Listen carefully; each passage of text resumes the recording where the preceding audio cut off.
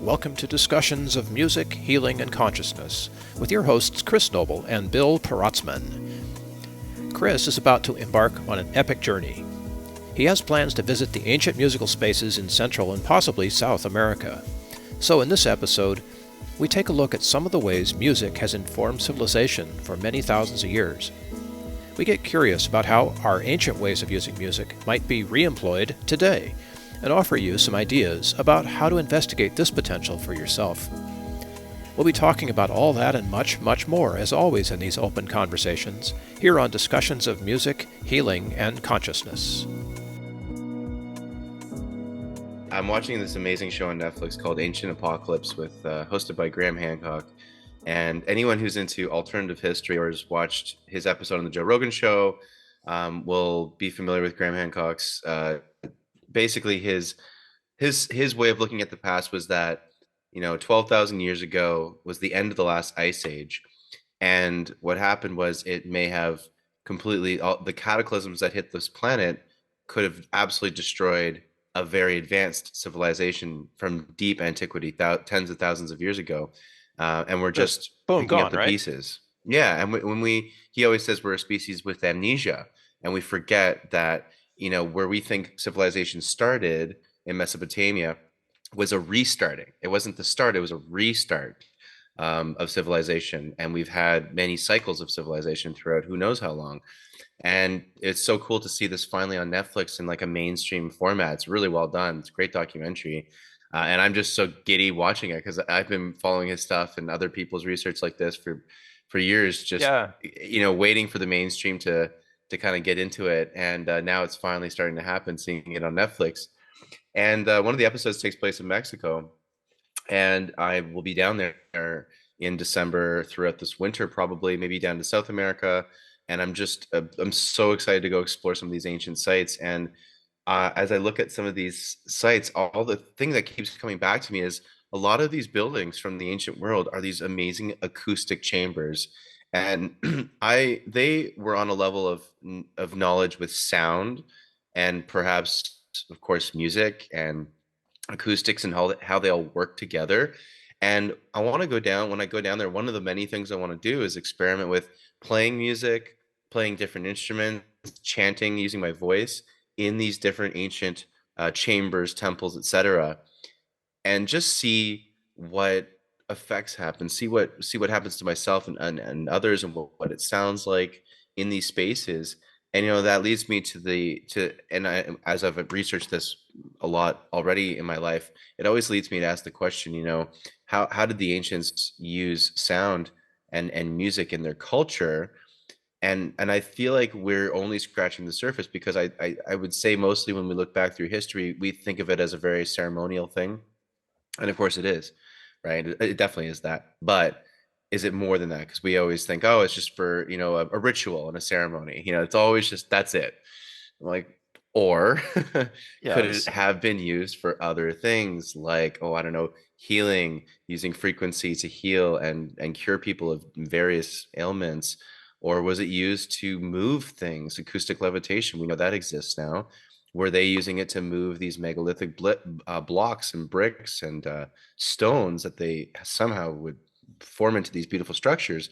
Were they using it for that? Were they using it to create advanced technology that we can't even imagine, like stargates or portals? Or why were they aligning these sites to all these like summer solstices, winter solstice, and the spring and fall equinoxes? Well, or different star constellations. Maybe it's because when you align these things on the planet Earth and you build a site in specific geometry at the specific place on Earth, orienting it to these particular specific areas, maybe that's how you create natural portals or stargates. And the ancients do talk about this kind of stuff.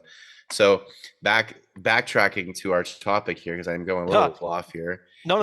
But before you do, can I ask a question? Of course. Because if there was like the 12,000 year mark is where such civilizations got wiped out, are they able to tell like how many years before that moment those civilizations might have existed? Like, were they 10,000 years old or 20,000 years old? Do we know?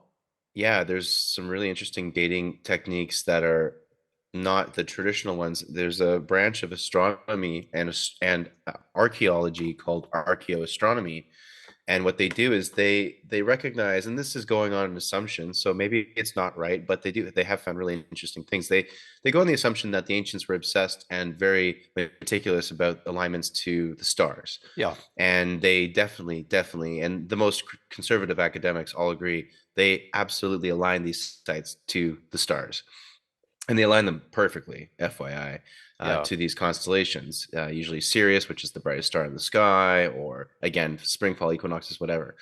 And some of these sites, when you go to them, when you go on Google Map and you take a look at them from above and you orient them and align them to these constellations, sometimes they're quite off. And so what archaeoastronomy does is they go, okay, well, what if they actually were aligned perfectly with this star alignment? And the reason that they're off is because the wobble of the Earth, the precession, it's called precession, the yep, wobble of the Earth makes it so that over time, thousands of years, those stars won't be where they were at that time anymore. got And it. so what we do is we assume that, like, oh, they just made a mistake or they just did it for whatever reason, which maybe is true, or is that it's actually so much older that it was, when it was built, it was aligned to that constellation or that alignment. And so with archaeoastronomy, you can use mathematics and astronomy in the records that we have, Yeah, and you kind can of go back it back in up, right? time. You back it up, and then you back it up to when these sites were in alignment, and sometimes dates like 15,000, 20,000, 30,000, 35,000 years old start to come up, and you really start to scratch your head then and go, okay, maybe we're dealing with some again cycles of civilization. How old were these? We don't know, but Yeah. there's some pretty cool methods out there. That's the answer I was looking for, because I've often thought that here we are in our little, how old do we want to say civilization as we know it is? Yeah, about Let's give six, it 7,000 six. years. Let's be generous. We'll give it 10, Sure. right? 10,000.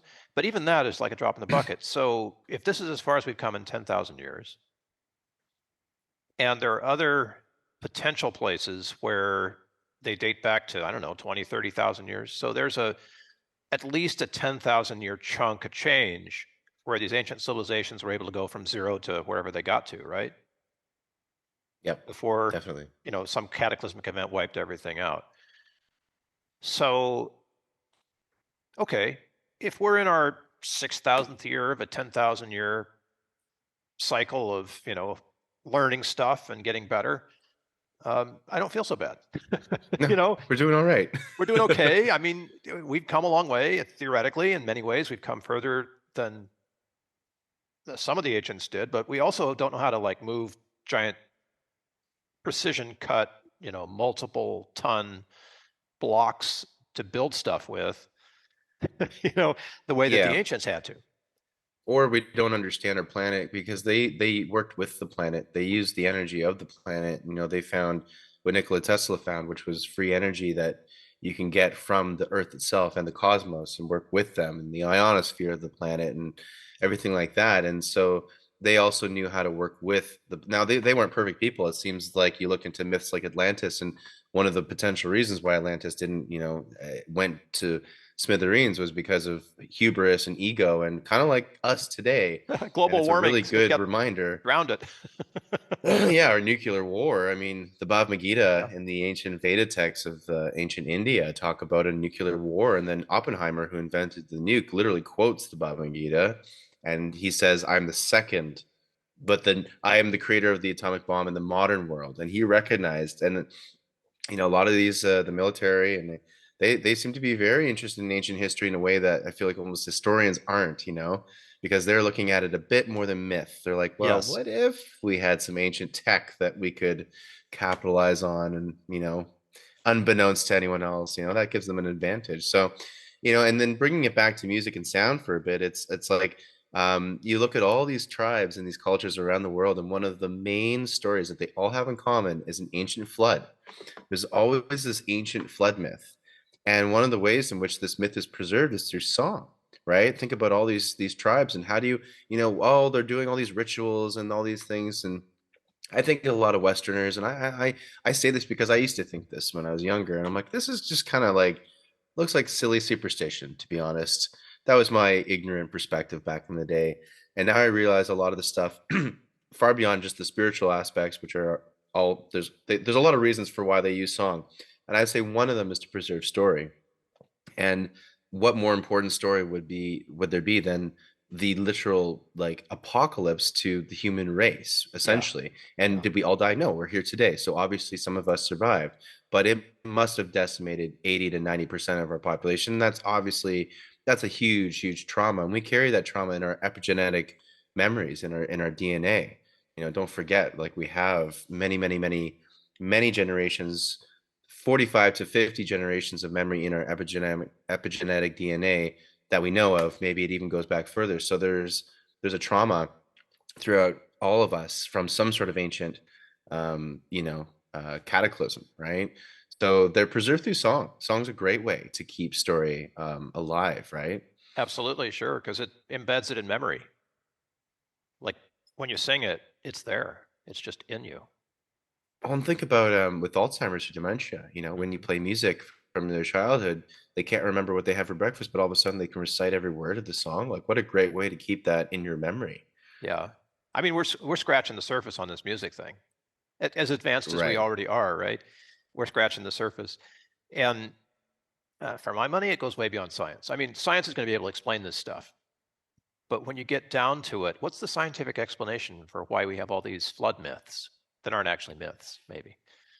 Yeah. Right? What's the science behind that? Are we being, I mean, I'm going to sound like a conspiracy theorist here, right? Is global warming not a new thing? Is it a cyclical thing? It, Right? I mean, it, we it did have an ice is. age not too long ago, right? It is cyclical. For That's sure it is. what the world does. It has ice ages, and then it equalizes the temperature, and then things get warmer for a while, and then it's just Yeah. like this. It's like the Earth is breathing, you know? It's like it's alive or something. Isn't that crazy? Yeah, I mean, who would have thought of It's a that, living right? organism. It's so bizarre.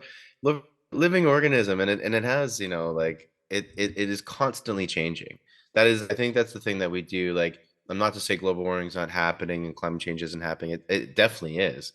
I would just say it's more natural because it is happening, because it is changing, Yeah. and we're also helping accelerate it. It's both. It's both Yep. things. And definitely we got to respect Mother Earth. But if she didn't want us on the planet, we wouldn't be here. We wouldn't be here. Let's just put it that way. We would not. And We would be gone. it's a She's self-regulating way more system too. powerful. Hey, if Yeah, it 89% of us is. are going to go poof in whatever the next natural disaster is. It's good that we know that, right? Yep. And we're Because still here. We can survive. We're pretty good. And you look at, the funny thing is, like, well, where's all the ancient knowledge? And you're like, well, think about this. Like, the most sophisticated, typically on the technological side of things, sometimes are the first to suffer when a huge cataclysm happens and the quote unquote grid goes down and all the yep. civilization goes down. Who remaining are the best to get through that? It's the hunter gatherers. Oh The yeah, the hunter first gatherers, peoples.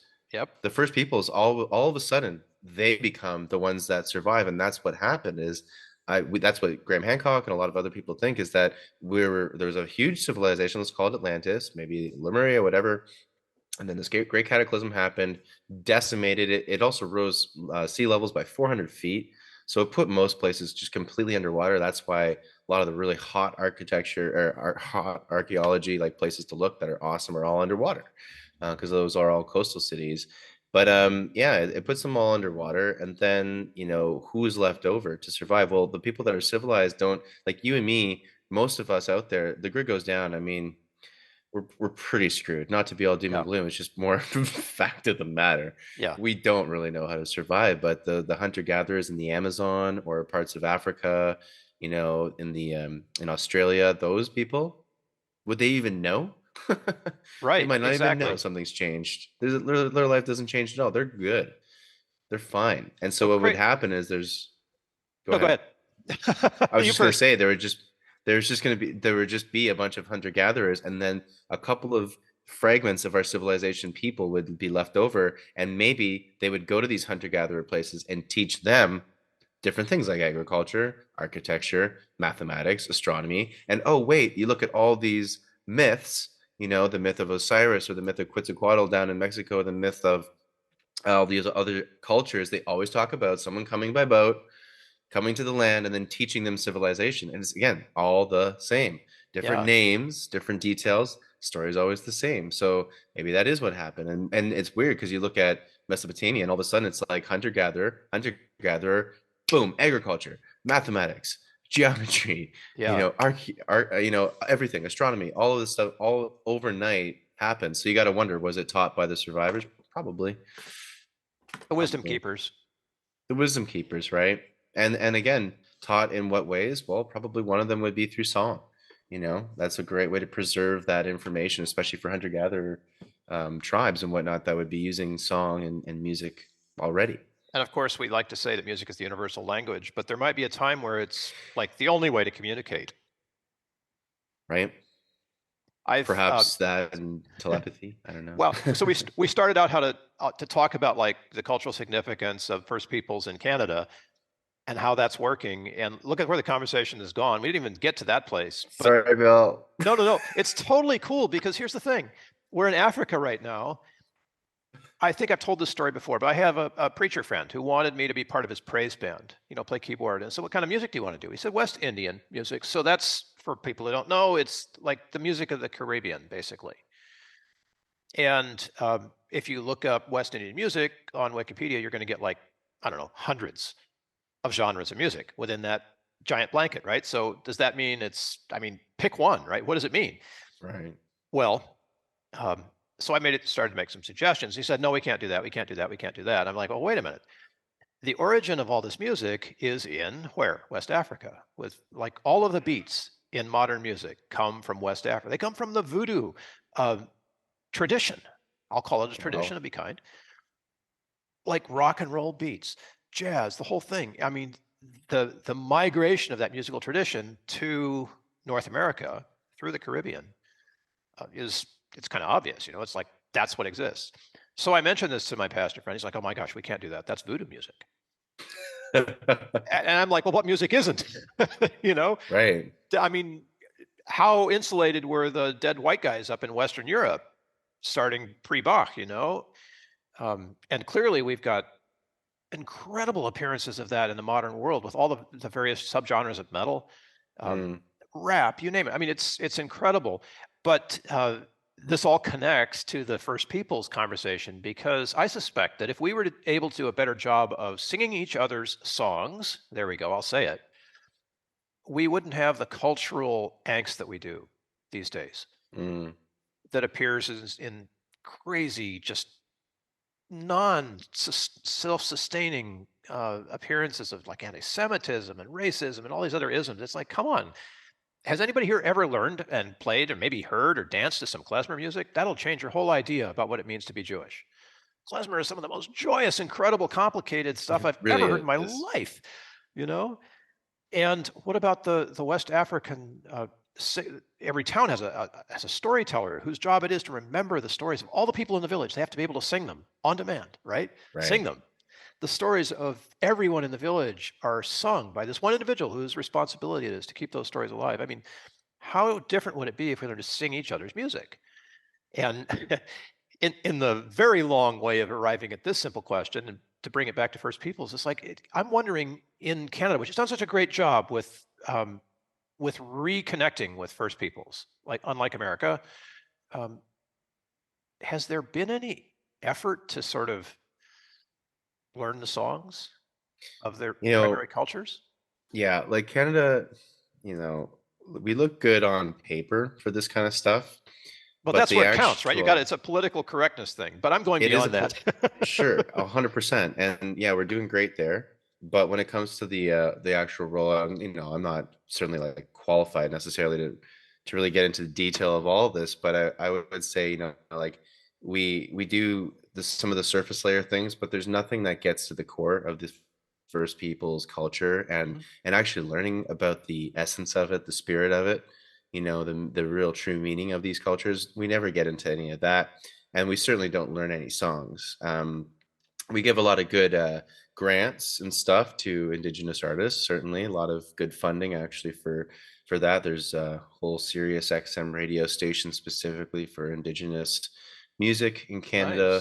Nice. So there's definitely good access to it, but is it taught in schools at all? No. Is it are we really brought into not only like the music, but the reasons for the music, any explanation whatsoever as to why some of the spiritual and sacred songs were sung, or we just learn at best, the myth of it. And the myth always just makes it feel, to me, it's like, I don't know, it just feels so like it clearly doesn't mean anything when we're defining it by some, it's like it's a myth and it's a story about this thing and this bird comes down or whatever, something so kind of, it's like, okay, sure, but like that these things always go deeper, right? The meaning of Yeah, these it's these detached songs are from far, the, far from the music. from the spirit of it too, right? And like the Yeah. true essence of these things. So, we still have a long, I would say, and I'm sure, like, well, I won't speak on behalf of anybody of First Peoples, and descendants, but I can imagine that they would agree that there's a lot more to go.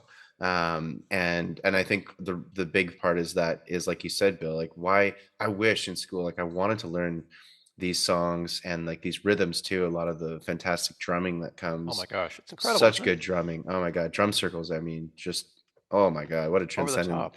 experience, right?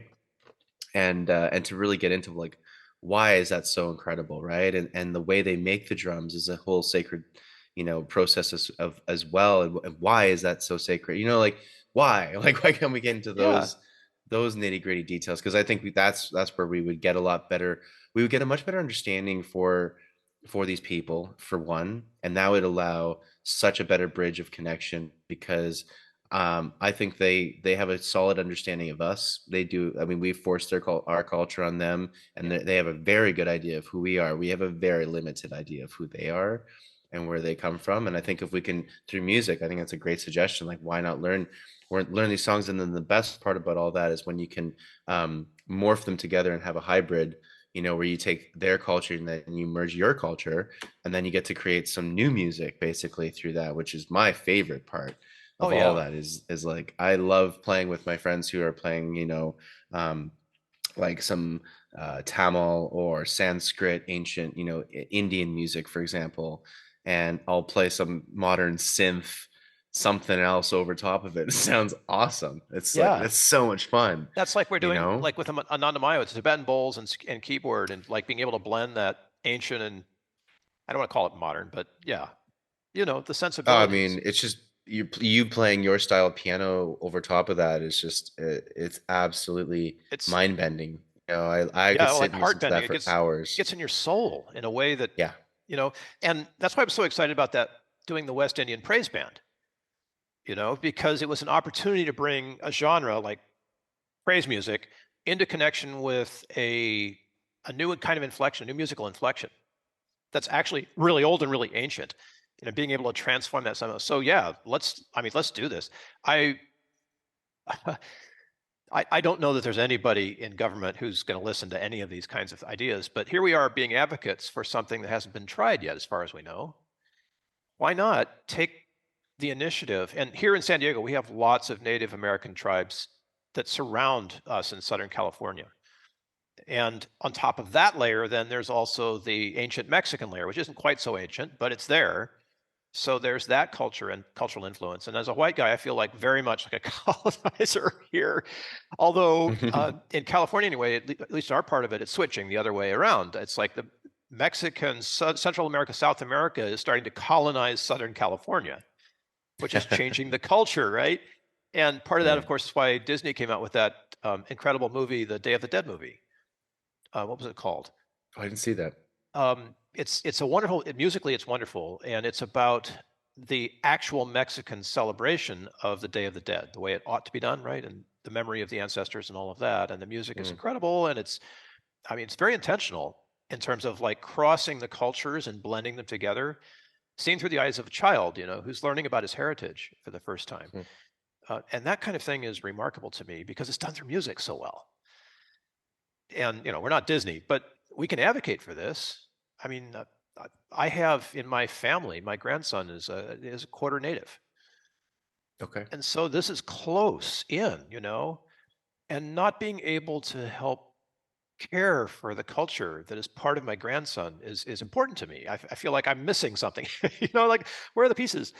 Some Somebody from one of the local bands help me understand, teach me the music that is part of my grandson's heritage, and because I want to know. But that's just me. And wouldn't it be amazing if like you said, in school.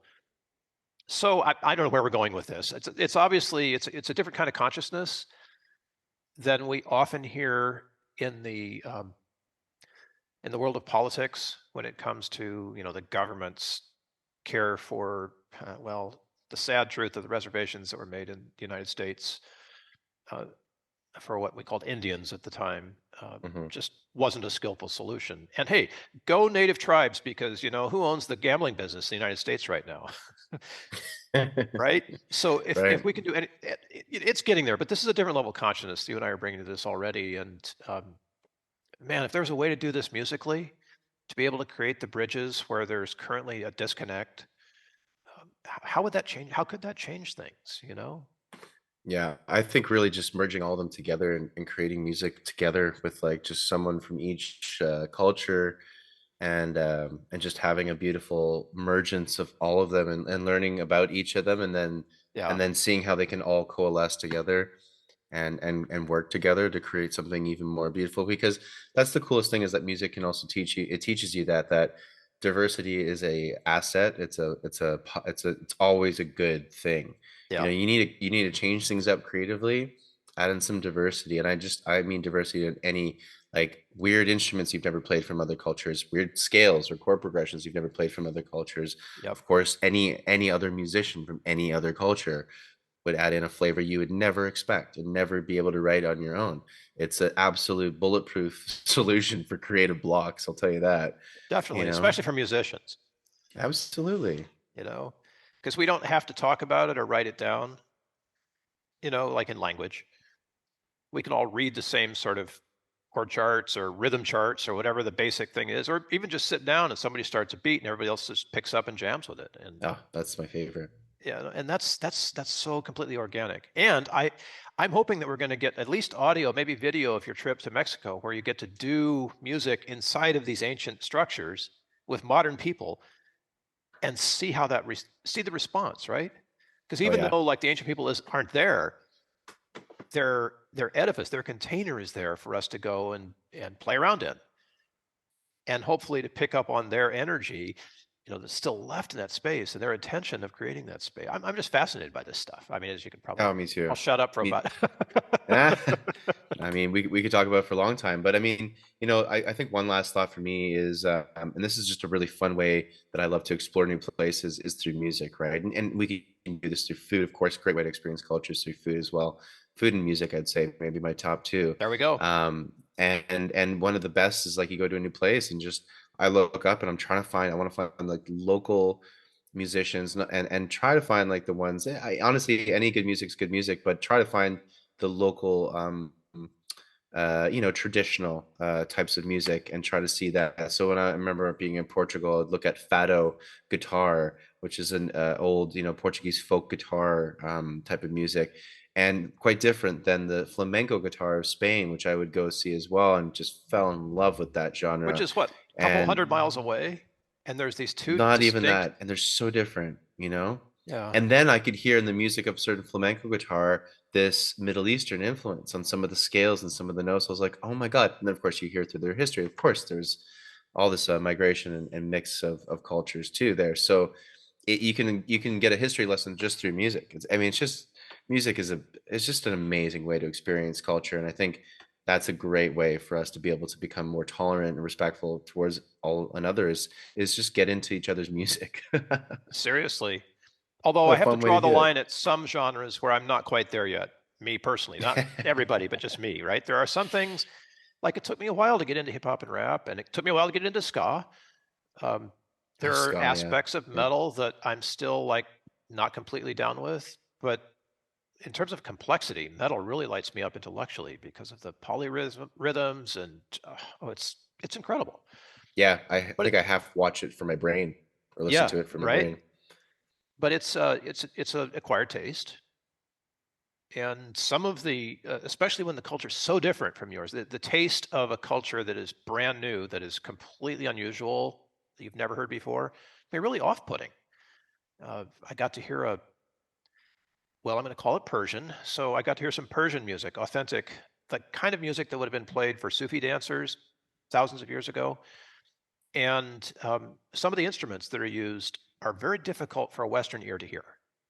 Mm. And I was in a college environment, so this was, it was like it was a nailed up presentation with virtuoso musicians. Like, it was incredible.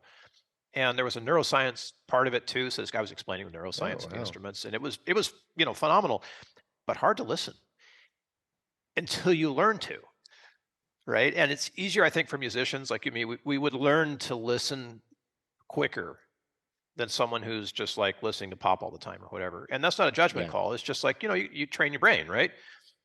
So as you become more immersed, it starts to speak to you like internally rather than just being sounds that you hear with your ears. Mm. And that's the moment when it comes alive. And all of a sudden you realize that, oh my God, I can track 7, 5, 12, 11. If it changes every measure, I can track it for some reason. How did I do that? But it doesn't matter because you're in it, you know, and all of a sudden the dance makes sense or whatever it is. And that's a beautiful moment. I just wish that for everybody. If you have a chance to grok a moment like that, go search for it. Like Chris, like you're saying, if you go into town and it's new, go out into town square and start listening. And if you hear some music, go that way. Yeah. Follow the music. And who knows where that could lead you. Take some courage, right? Drop me in the middle of somewhere, and it's an adventure. If it's terrible, that's great too. It's all part of the story. It's all part of the story. The story that we're all telling, right? Story of life. The story of life. Thank you for listening in on our conversation and for taking time to show your appreciation with a like, share, or subscribe. Discussions of Music, Healing, and Consciousness is a practice of spontaneity, and we welcome your comments, ideas, and questions. There are ways to connect with us in the show notes, so let us hear from you. Until next time, this is Bill Peratzman along with Chris Noble wishing you great musical health. Samara Huchaya.